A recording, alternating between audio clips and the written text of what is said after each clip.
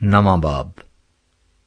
پھر ایوب نے جواب دیا، در حقیقت میں جانتا ہوں کہ بات یوں ہی ہے، پر انسان خدا کے حضور کیسے راست باز ٹھہرے؟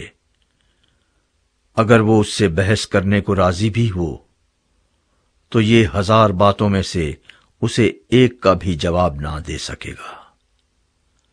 وہ دل کا عقل مند اور طاقت میں زور آور ہے، کس نے جرأت کر کے اس کا سامنا کیا اور برومند ہوا؟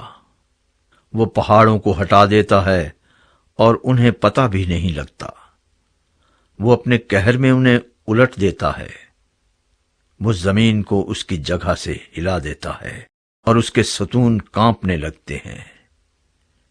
وہ آفتاب کو حکم کرتا ہے اور وہ طلوع نہیں ہوتا، اور ستاروں پر مہر لگا دیتا ہے۔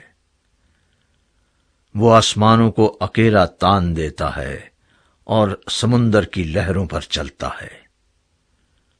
اس نے بنات الناش اور جبار اور سریا اور جنوب کے برجوں کو بنایا۔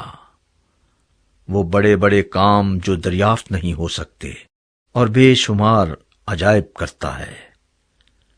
دیکھو، وہ میرے پاس سے گزرتا ہے پر مجھے دکھائی نہیں دیتا، وہ آگے بھی بڑھ جاتا ہے پر میں اسے نہیں دیکھتا۔ دیکھو، وہ شکار پکڑتا ہے، کون اسے روک سکتا ہے؟ کون اس سے کہے گا کہ تو کیا کرتا ہے؟ خدا اپنے غضب کو نہیں ہٹائے گا، رہب کے مددگار اس کے نیچے جھک جاتے ہیں۔ پھر میری کیا حقیقت ہے کہ میں اسے جواب دوں اور اس سے بحث کرنے کو اپنے لفظ چھانٹ چھانٹ کر نکالوں؟ اسے تو میں اگر صادق بھی ہوتا تو جواب نہ دیتا، میں اپنے مخالف کی منت کرتا، اگر وہ میرے پکارنے پر بھی مجھے جواب دیتا تو بھی میں یقین نہ کرتا کہ اس نے میری آواز سنی۔ وہ طوفان سے مجھے توڑتا ہے اور بے سبب میرے زخموں کو زیادہ کرتا ہے۔ وہ مجھے دم نہیں لینے دیتا بلکہ مجھے تلخی سے لبریز کرتا ہے۔ اگر زور آور کی طاقت کا ذکر ہو تو دیکھو وہ ہے، اور اگر انصاف کا تو میرے لیے وقت کون ٹھہرائے گا؟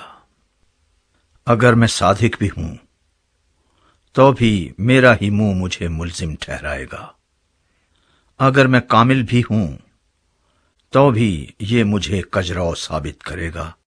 میں کامل تو ہوں پر میں اپنے کو کچھ نہیں سمجھتا، میں اپنی زندگی کو حقیر جانتا ہوں۔ یہ سب ایک ہی بات ہے، اس لیے میں کہتا ہوں کہ وہ کامل اور شریر دونوں کو ہلاک کر دیتا ہے۔ اگر مری ناگہاں ہلاک کرنے لگے تو وہ بے گناہ کی آزمائش کا مضحکہ اڑاتا ہے۔ زمین شریروں کو سپرد کر دی گئی ہے، وہ اس کے حاکموں کے منہ ڈھانک دیتا ہے۔ اگر وہی نہیں تو اور کون ہے؟ میرے دن ہر کاروں سے بھی تیز رو ہیں، وہ اڑے چلے جاتے ہیں اور خوشی نہیں دیکھنے پاتے۔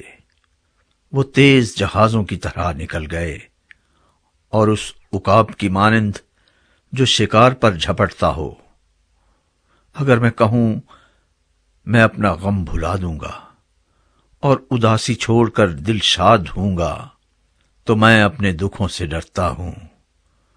میں جانتا ہوں کہ تو مجھے بے گناہ نہ ٹھہرائے گا، میں تو ملزم ٹھہروں گا، پھر میں ابس زحمت کیوں اٹھاؤں؟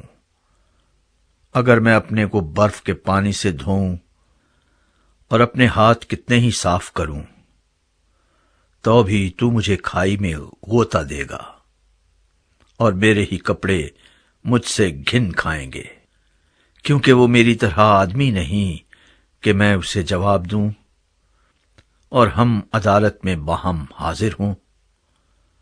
ہمارے درمیان کوئی ثالث نہیں جو ہم دونوں پر اپنا ہاتھ رکھے۔